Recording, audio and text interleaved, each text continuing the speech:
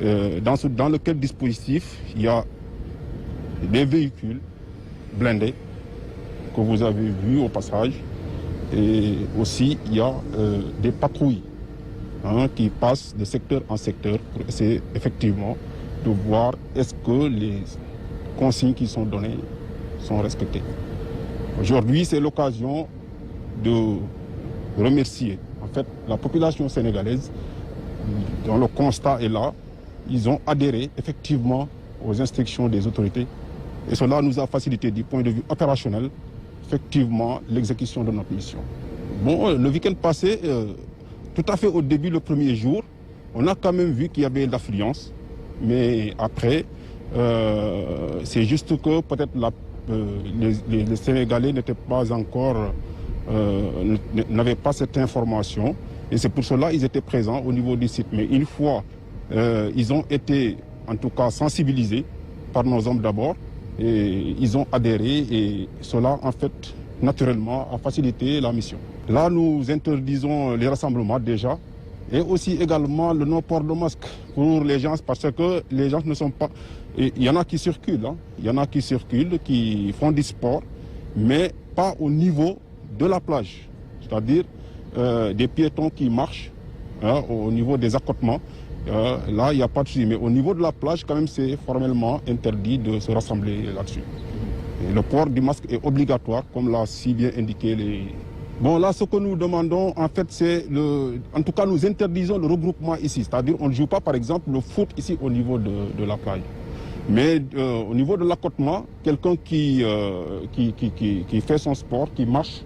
au niveau de l'accotement, là, il n'y a pas de souci. Mais le regroupement au sein des plages et le fait de en tout cas se baigner, tout ça c'est interdit. Le sport individuel est permis? Le sport individuel, jusqu'à l'instant où l'on parle, alors on peut se permettre de le faire au niveau des accotements bien sûr, mais pas en regroupement. Mbas mi nag depuis bi mu amee ba tey autorités yi jël nañ ci ay dogal yoo xam ne loolu pour aar population bi dong moo tax ñu jël dogal yooyu. Alors GMI ci taxawaayam li mu def mooy jël benn dispositif boo xamante ne bu dëgër mu teg ko ci plage bi parce que nag autorités yi dem nañ ba ne plage bi nit waruti fa nekk di football wala muy def yenn activités yoo xamante ni mun na faciliter propagation feebar bi. Alors si loolu ñun GMI teg nañu dispositif boo xam ne dañ ko répartir ci dañ ko répartir ci ñeenti secteur bu nekk nag am na autorité bu fa nekk di koy doxal. Alors léegi ñun si suñu biir am na organisation boo xam ne def nañ ko ba chaque heure am na patrouille boo xamante ne mooy ñëw di xool ndax est-ce que instruction yi ñu joxe ndax ñu ngi koy doxal. Voilà loolu nag ba tey wax dëgg yàlla mu ngi dox à part premier jour bi nga xamante ne ñëw nañ fi fekk fii ay nit ñu xaw fi bari parce que booba peut-être déggaguñu woon wala am na ñoo xam ne daal information bi duggagul woon ci ñoom. Voilà mais képp koo xam ne yorewuloo masque te ñëw fii dañ lay jàpp jébal la commissariat d'arrondissement bi nga xamante ne moom moo gën a jege suñu dispositif. Waaw mun naa wax ne nag sénégalais yi actuellement li ma constat bi nga xamante ne def naa ko mooy wax dëgg yàlla yombal nañ ñu liggéey parce que nekkuñu fi di xiiroo ak di ŋaayoo ak police. xam nañ police seen police la ñoom dañoo jël seen police moomoo ko